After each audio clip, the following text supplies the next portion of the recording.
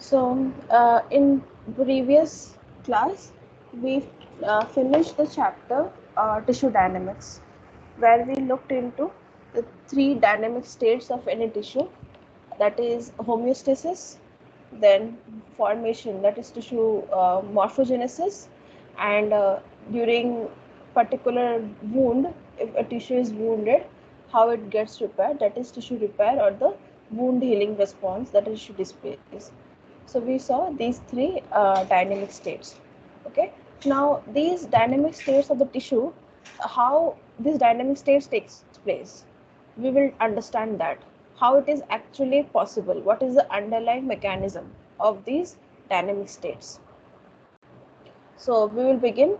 This chapter is quite big, cellular fate processes, where we look into around 5-6 cellular fate processes, and we will go into detail of each fate processes. So underlying dynamic states of tissue function are complex processes, right, that involve interplay among different types of cells. So, a tissue is made up of a large number of cells, and when these cells interact with each other, right, then dynamic state of the tissue takes place. So they have to communicate, they have to coordinate their effects, and this happens through the principal cellular fate processes. Okay, so without cellular fate processes, uh, the cells won't be able to communicate and coordinate among each other, and as a result, the dynamic state of the tissue that we are observing, it won't be possible. So we can actually list down these 5 cellular fate processes. So what are these? First is cell replication. So that is cell division as well, which leads into increase in cell number. You can also call it cell proliferation. Then another process is cell differentiation, where change in gene expression takes place, and as a result, an immature cell, like a stem cell like characteristic, cell having a stemness, it changes into a mature cell which is having only one particular function, and that happens because of change in gene expression. Then there is cell migration. When cell needs to respond to, say, a gradient of growth factors, etc., it does it by migrating from one particular location to another. So that is cell migration. Then there is cell apoptosis. So this is called programmed cell death, where a sequence of enzymes gets activated. Basically, a biochemical pathway is there which results in death of the cell. Okay, so it can happen due to various surrounding signals that a cell can receive from its environment. So we'll look into that as well, how cell apoptosis happens. The last cellular fate process is cell adhesion. Okay, so cell has to bind to its physical substrate that is there. Okay, and in that way it can interact with its neighboring cell as well as to their ECM matrix, etc. So cell adhesion is a very important cellular fate processes. Now, not all types of cells can adhere. So in our body, there are two types of cells. There are adherent cells and there is non-adherent cells. So only the blood cells, like RBCs, WBCs, etc., these are non-adherent cells. Rest all of them are adherent cells.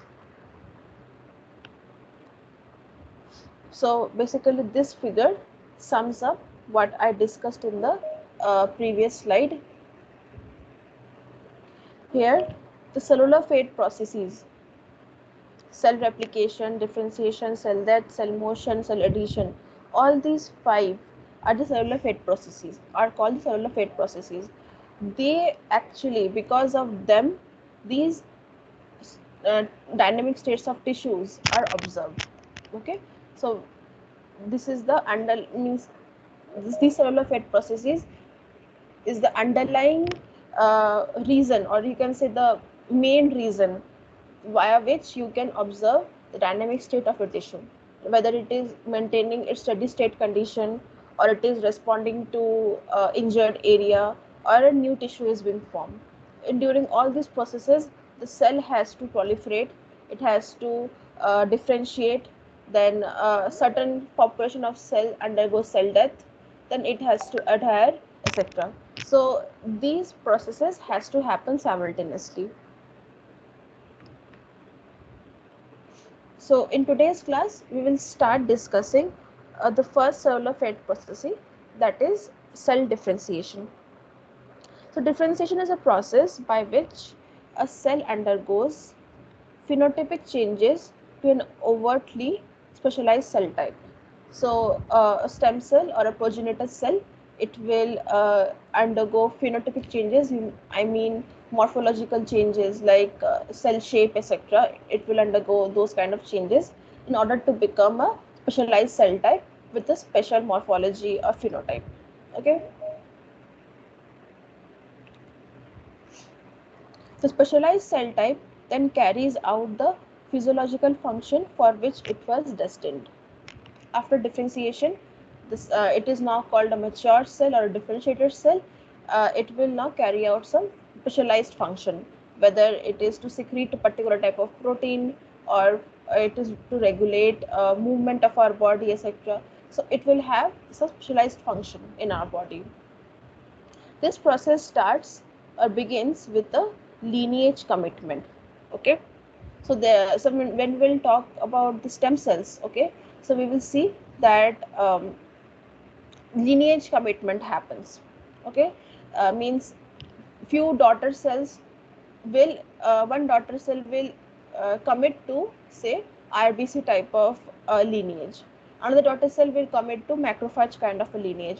So this is a lineage or a line, you can say, like a family line is there, right? Similarly, this is a cell lineage is there, to which a cell has to commit first.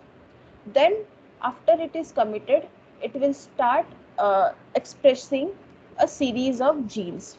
So there will be a coordinated series of gene expression events. Okay. After when only a particular subset of genes are expressed, then the cell has differentiated to become a fully mature cell. Okay. So this is how uh, you know this is how from a stem cell you get a mature cell. So in between these lineage commitment, and then selective only a selective set of gene expression will take place, and then only you will get a differentiated cell. Occasionally, mature cell can change into another cell type through a process called transdifferentiation, right? You guys already know about it. Now, the complex differentiation process can be described in terms of gene expression. Okay, so this differentiation process is quite complex, and people have tried to explain it in terms of either gene expression or in terms of, say, biochemistry and cell biology, and it has been also been described mathematically through some mathematical equations.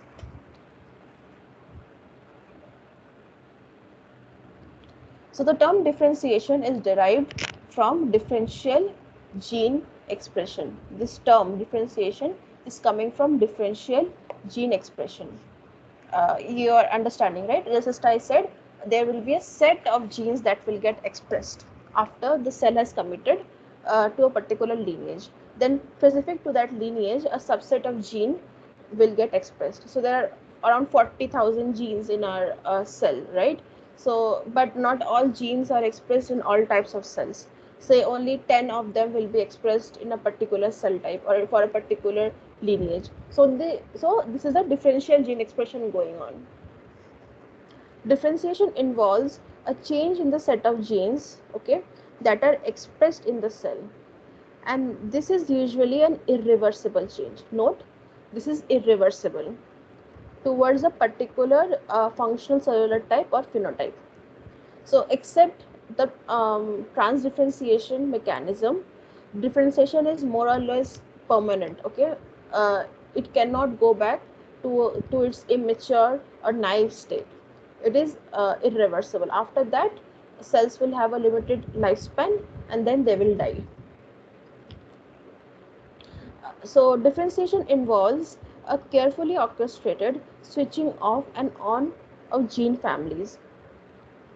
Okay, few gene families will get switched off, means their expression will be halted, whereas expression of few other gene families will be turned on.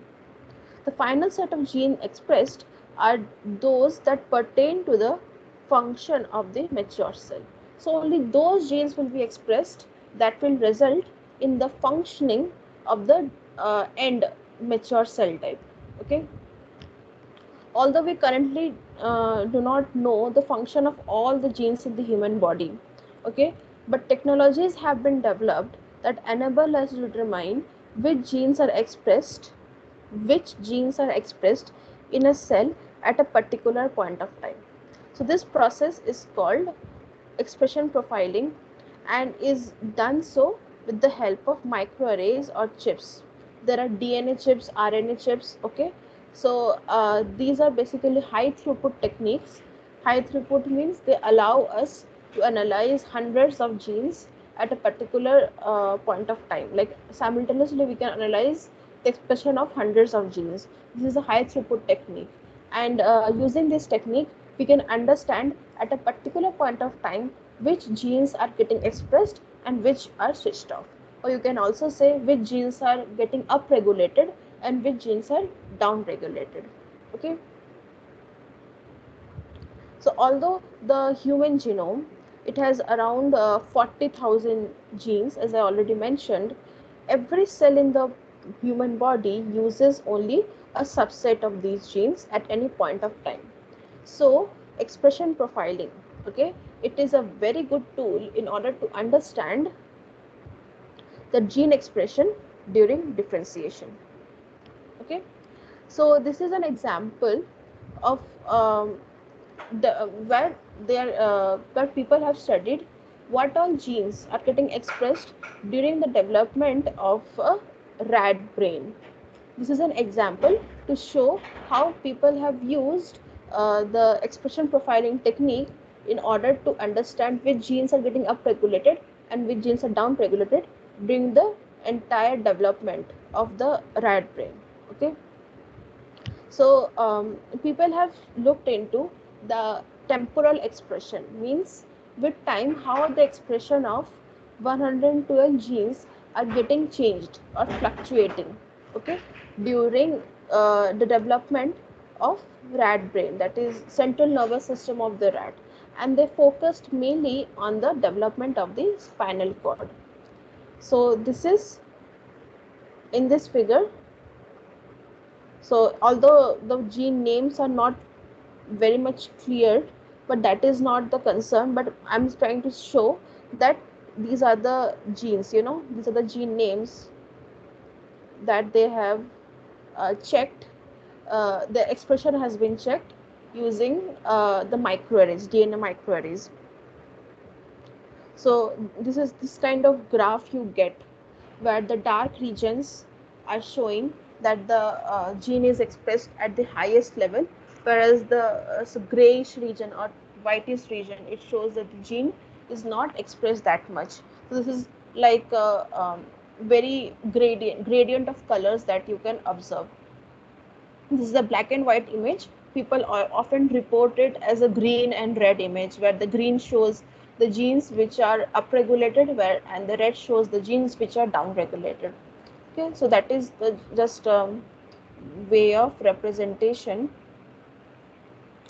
So the cluster analysis of 112 temporal gene expression pattern led to the identification of 5 basic waves of expression that characterizes distinct phases of development.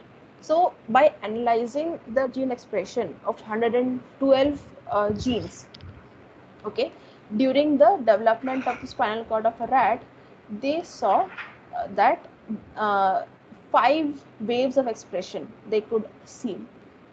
So these are the 5 waves. This one, this one, this one, this one, this one. These are the 5 waves, and this waves depicts which genes are upregulated and which genes are downregulated. So And also these waves are indicating 5 phases, you can say, or the 5 stages of differentiation. Immediately a differentiated cell doesn't form. You can understand there will be some stages. So they have, in this way, they've identified what all intermediate stages the cell changes into before becoming the fully mature cell. Murli, do you have a question? Yes, ma'am. Yeah. Ma'am, in microarray, after doing the experiment, do we need a technician to come up with this data, or is it easy to find this data? No, it's easy. Like kits and all are available, and it is easy. It is not. You don't need a technician, special technician. Just for some practice and some literature knowledge, you'll be able to do it. Okay, ma'am. Ma'am, still we use DNA microarray for expression profiling, ma'am. Yes. mRNA is also used. Oh, Okay, because you can okay, understand ma'am. genes are expressed. mRNA expression profile also used. DNA is also used. So yeah. Okay, ma'am. So the from this study, what they understand is, or what they suggest is, there's a functional relationship among the genes. Okay, and their expression is fluctuating in parallel in each cluster. And these genes belong to distinct functional classes and gene families, and they were found to map to a particular expression profile. So from this, I'm trying to suggest is genes from different families are getting expressed at the like highest level at a particular stage. And from this you can also understand what function, what will be the function of these genes. And the few genes are getting upregulated parallelly, whereas few genes are getting downregulated parallelly. So this is how they came up with these 5 waves, and these each wave actually is indicating to a particular stage of differentiation during the development of rat brain. So any questions so far on how gene expression data is used in order to understand the differentiation process? Any questions? All right. Now we will see how differentiation is measured as a function, as a measured as change in cell function. Means people have observed that although there is change in gene expression, but the change in expression causes changes in the biochemical function of the cell. Okay, it causes biochemical biochemical functions, changes in the biochemical functions of the cell, because of which the alter structural features, I mean the expression of various kind of surface proteins, etc., they also change due to change in the gene expression. You can understand certain kind of gene will promote expression of certain kind of proteins. Now these proteins will participate in various kind of biochemical reactions, or they will form various receptors or membrane proteins, etc. So because of that, the cell function can also change. Some of the early changes in gene expression involves changes in the transcription factors. Yeah, definitely some transcription factors will get expressed, and some regulated proteins are getting expressed. And at the end of the differentiation process, that is during the terminal differentiation, genes which are more specific, like the most specific to the mature cell type, only those are expressed, whereas the other genes which were expressing like previously, like before the end, their expression gradually decreases, and the expression of those genes which will help in the function of the mature cell type, only those will express. These proteins then function together to produce the cellular processes particular to that cell type and determine its phenotype. All right. So here there's an example. of the erythropoiesis process, which leads to the production of RBCs.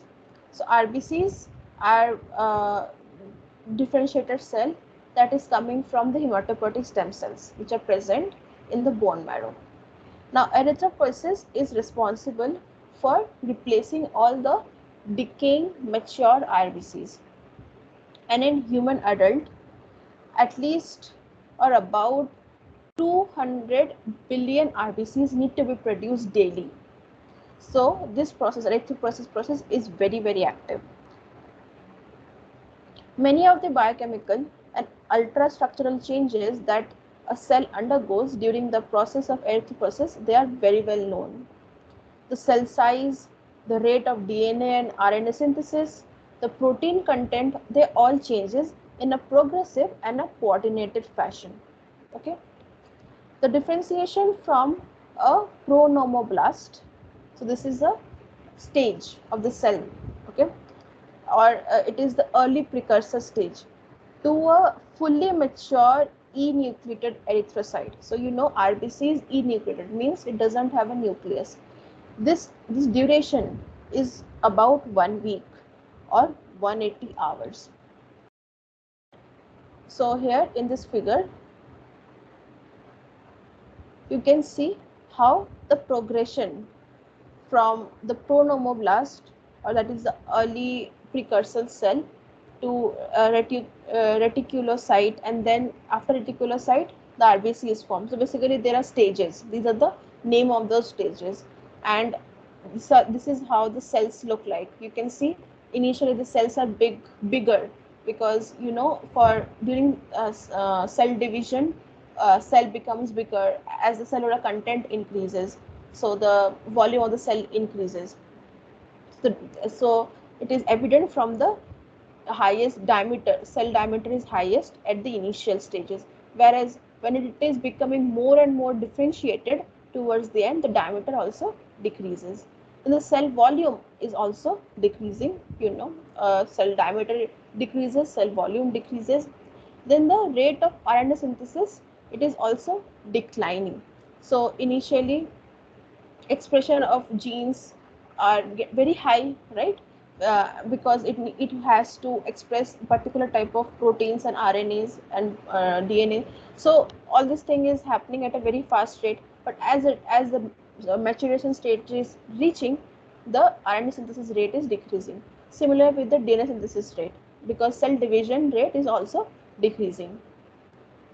Then enzymes, these are the some enzyme whose synthesis rate, they are showing how the synthesis rate is fluctuating, and the hemoglobin concentration. So when the cell is becoming towards the mature state, the hemoglobin concentration, it is increasing at that point. Initially the hemoglobin concentration is very less. So this is how the fluctuations of different parameters goes on, and it happens in a very progressive and coordinated fashion.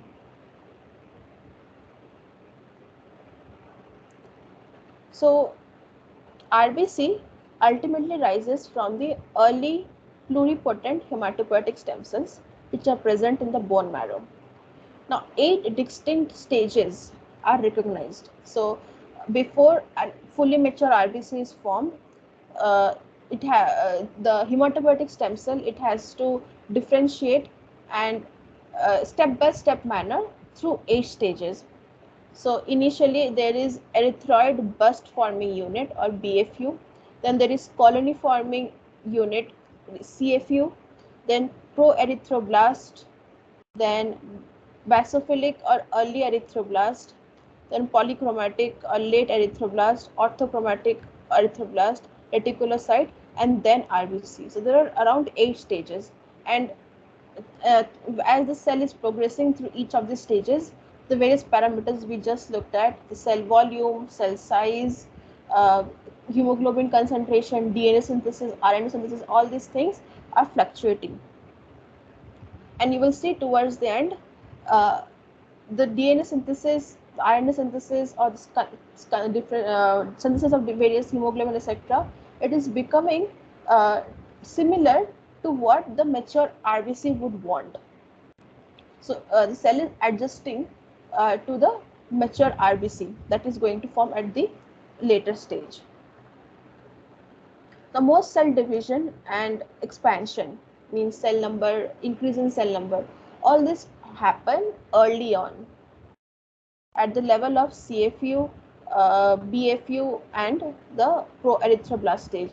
Means, as you can see, the rate of DNA synthesis is highest in the early stages. Means cell is going to divide and proliferate more at the early stages, whereas no mitosis is observed after this particular stage, polychromatic stage.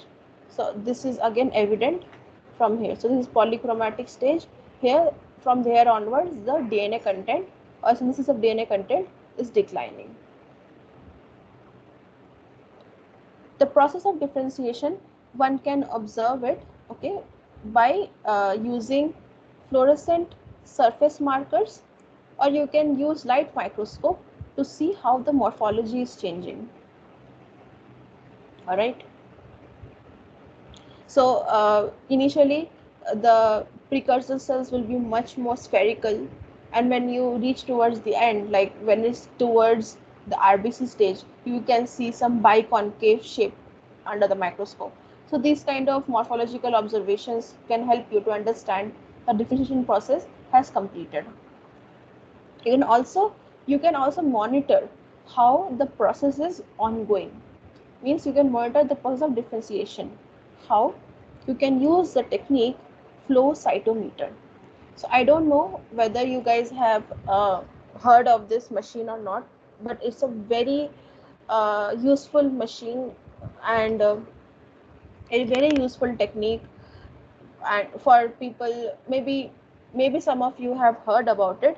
So if not, I'm going to give you a brief about this machine as well.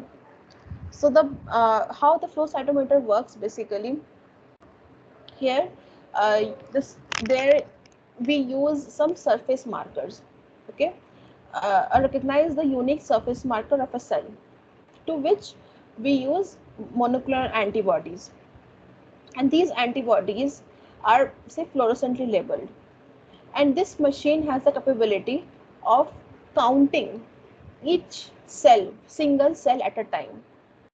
All right, the machine is designed in such a way. So as one cell is passing, so there are lasers which help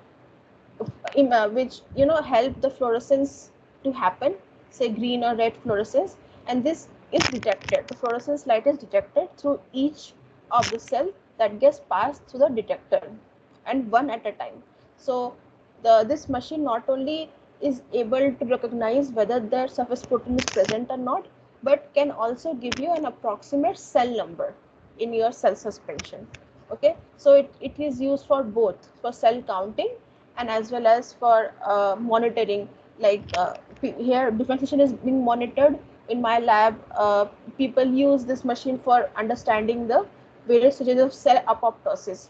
So there also surface markers get expressed, differentially expressed at different stages of apoptosis. So they try to understand at which stage of apoptosis the cell is in. Similarly, for differentiation, here in this example, it is being described. So the basis of this approach is the fact that the characteristic surface protein, they are found on the cell at various stages of differentiation. So only thing that you need to know is what surface protein is being expressed at which stage of differentiation. Then only you can monitor how the differentiation process is happening from one stage to another. These surface markers, they are then used as binding site for fluorescently labeled monoclonal antibodies. So the flow cytometer can be used to trace the expression of multiple such surface markers simultaneously. That's it. So here erythropoiesis, it can be traced using two surface proteins. One is transferrin receptor, it is also called CD71. Another is called glycophorin A. Now these, what is the role of these proteins? So let me just quickly describe.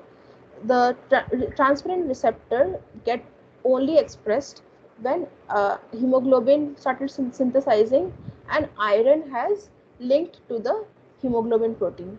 Then the transferrin protein, the receptor, plays a very important role in the functioning of the RBC.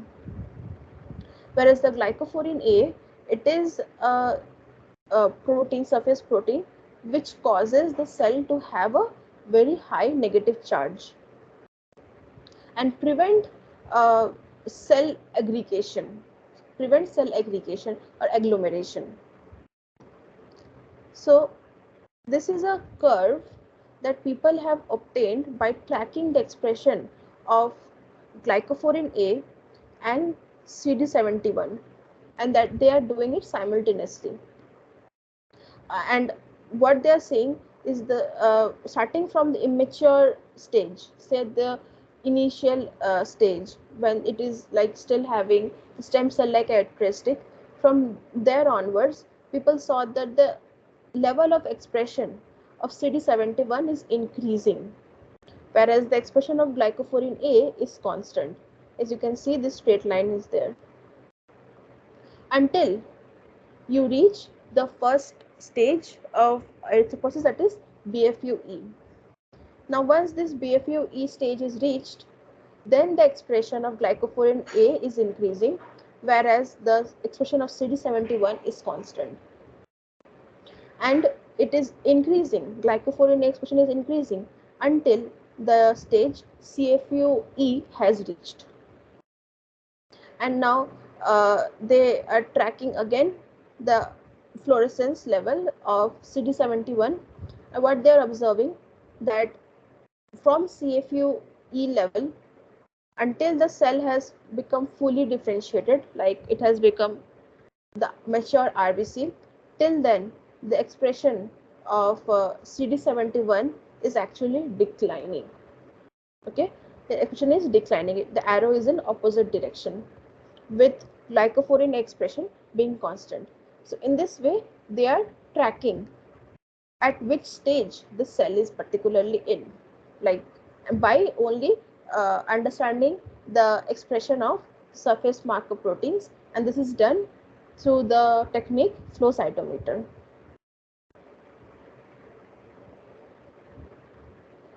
Any questions so far? Anyone?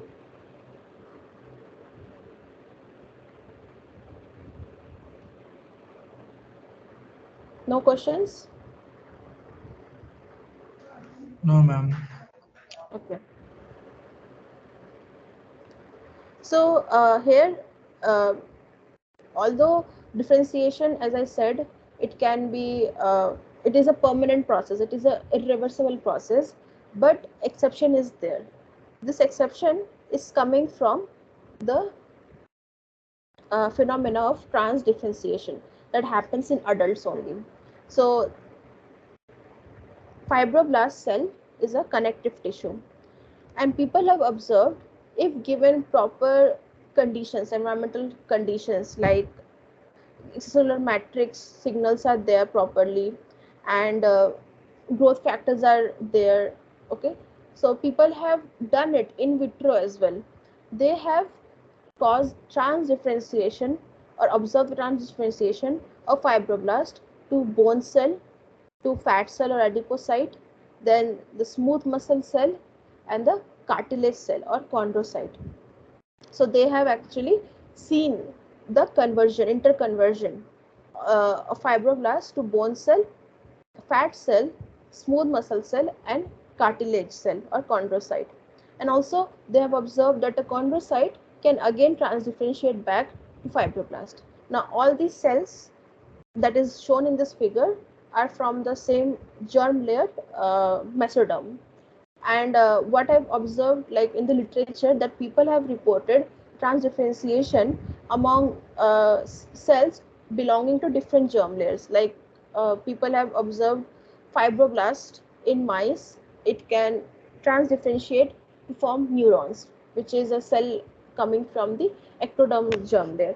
So this kind of phenomena people are more and more studying and trying to understand, and the knowledge from this area of study will definitely help us to develop such environment, artificial environment in our artificial tissue construct, which can prevent transdifferentiation. Say we don't want the fibroblast to convert into bone cell in our skin model. Okay, so we have to prevent those signals to be present in artificial tissue.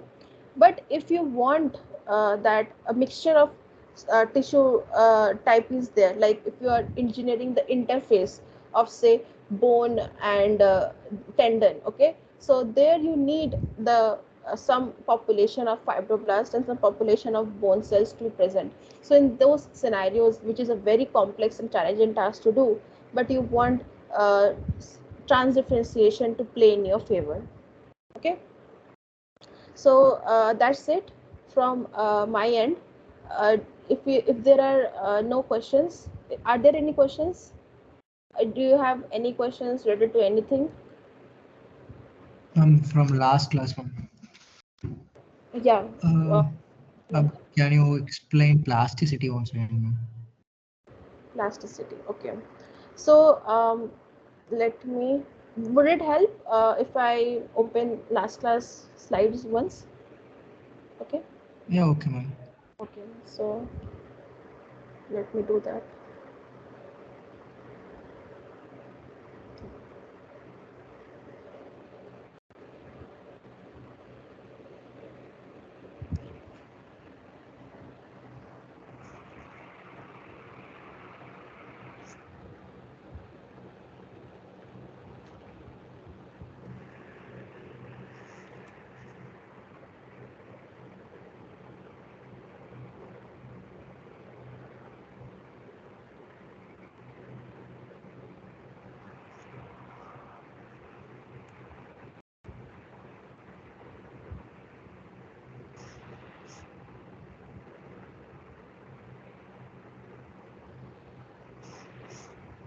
So, can I know what exactly didn't you understand? Like, what is your particular question related Uh, to this? it's like its plasticity means whether the change in the phenotype or in the function also, ma'am. Okay. So, cells will show some different function as well. Okay. Mhm. A function of the cell is part of the phenotype. Like I said, differentiated cell, they change their phenotype, right? So from the mature cell, uh, the mature cell will have particular type of phenotype, and that phenotype is the result of the what type of function that the cell will display. So here there will be change in the function as well. But only difference is here no genetic mutation has taken place. It is taking place in response to environmental cues. So environmental factors are causing it. Mm, okay, ma'am. Okay. Ma'am, I read the definition for metaplasia and transdifferentiation. Can you say whether am I right about that? Okay. What you have understood? Yeah. Let, yeah. Yes, ma'am. In transdifferentiation, what I read is one differentiated cell type convert into completely different cell type present in a tissue. That's what I read. Mhm. And for metaplasia, that one differentiated cell type will be uh, di- differentiating into another mature differentiated cell type that is normally present in a specific tissue. Okay. Both look like same. I'm not able to get what is the main difference. Okay. So whatever you're saying actually sounds very much similar. So from your definition, what I can tell you is metaplasia is a very big umbrella of and it covers some part of transdifferentiation as well. But let's say all types of transdifferentiation events can be uh, put into metaplasia. but metaplasia is not transdifferentiation. Get it? Okay. Oh, okay, ma'am. Okay, ma'am. Yeah. Hello. Excuse me, Yeah. ma'am. Yes, yes. Ma'am, I am having doubt from the previous class regarding fetal wound healing. Okay, So fetal. what's the main? Yeah. So I'm not getting the difference that what is the main difference in this? Here is the close contraction of rapid assembled actin, and Mhm. while in adult epithelial cell crawl over exposed substratum. So I'm not getting this. So you understand the point that when in skin, the epidermis layer is going to be formed. Okay, so at that point of time, Yes, ma'am. the keratinocytes, they basically migrate. They like crawl. Um, when we will talk about cell migration, there you will understand how the cell is crawling. But the cells usually crawl on a particular substrate, and that happens in adults. Whereas and during the crawling effect from the both ends, so there is a wound, like say a straight line, and it has opened up a area. So from the both ends, the cells will crawl until the keratinocytes meet, and that is how the epidermis is covered. You get it? You can imagine Okay, ma'am. what. Okay. Yes. Whereas in fetal wound healing, what is happening? There is no crawling. The epidermal cells, that is the keratinocytes, that they are not crawling. Rather, what is happening is so actin. These are small protein molecules, basically present in the cytoskeleton of a cell, that helps in Mhm. giving the morphology. The cells can extend their cell membrane, etc., with the help of these actin molecules. And once triggered, these actin molecules, they can actually form a chain, F-actin chain. Okay, so this kind of a Okay. chain is formed in fetal wound healing when they are trying to close the area. So this actin per string effect, what is happening is, imagine that you seen your mother's some kind of a string bag, like from the both ends, when you pull the string, the bag clears closed, like in Yes. wood, uh, uh, in woolen or cloth bag, it is still available, that kind of bags. So similar kind of effect happens. The f-actin chains, they pull in such a way that the both ends of the wound, they come close, and the Okay. area is closed. So that kind of a Okay. Got it, uh, ma'am. mechanism helps. Okay. Thank you, Any ma'am. other? Yeah, yeah. You're welcome. So, any other queries?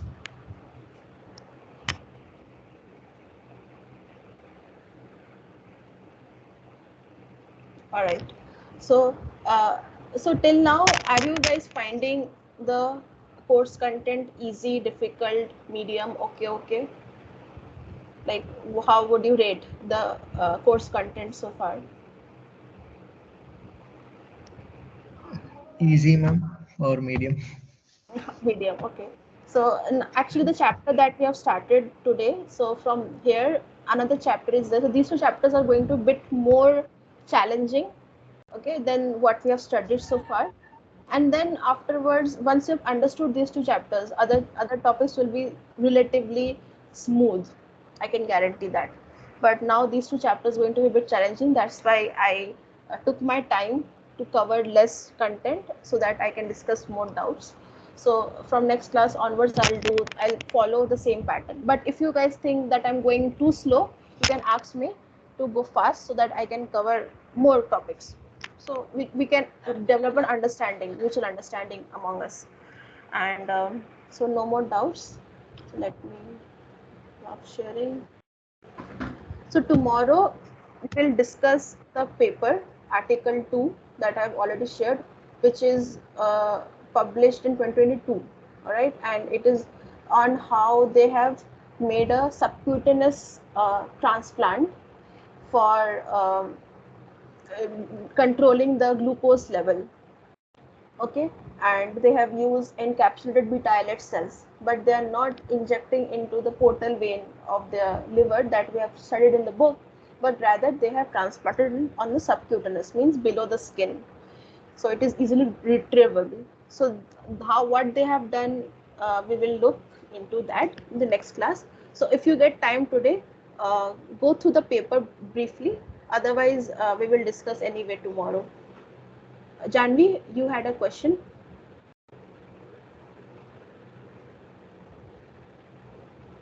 No, ma'am. I just request you to please keep the classes 8 to 9 on 5 or 7 because my exams on both day 5 or 7. Okay. So does anyone else? I'm totally fine with a 8 to 9, right? You said 8 to 9. I'm totally fine with this time. Does anyone else have any commitment during this time, or everyone is okay with the timing 8 to 9? 8:15, ma'am. 8:15. Okay, we can do it 8:15. So maybe Yeah. we can. Do you guys want to permanently shift the time to 8:15 from next class onwards? You can also do that if it is convenient for you guys. Yes, ma'am, 8:15 is fine. 8:15. Yes, Okay. ma'am, we can do that. Okay. Okay. Okay, So ma'am. yeah. So from tomorrow onwards, we will have the class from 8:15. Okay. So one by one, tell me your name so that I can mark your attendance.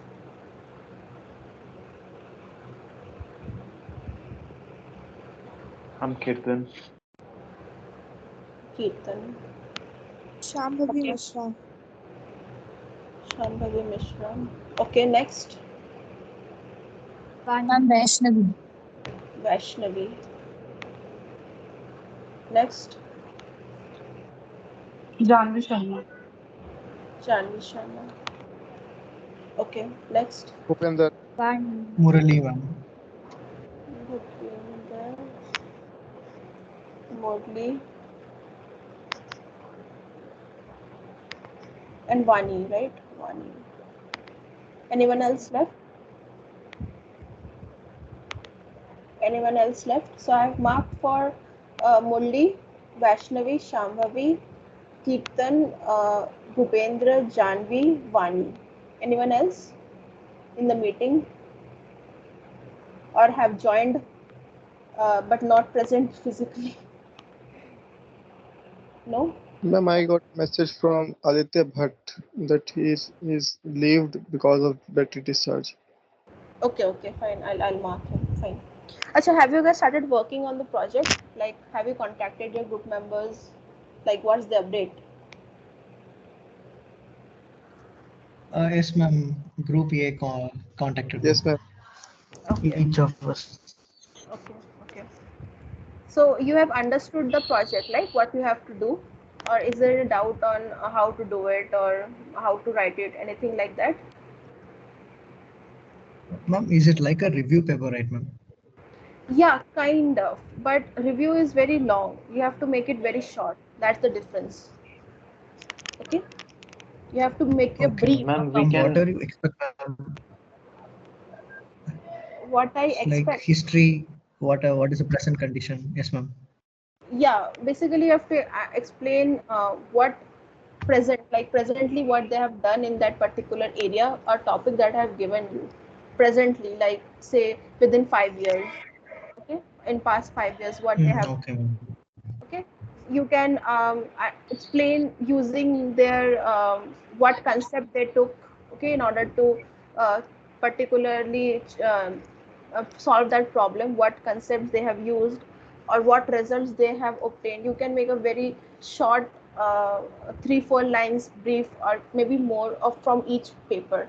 So I think I told you guys 20 papers, so at least you guys need to go through 20 papers in order to summarize all of them and make a mini review, kind of, not a big review, mini review. Okay.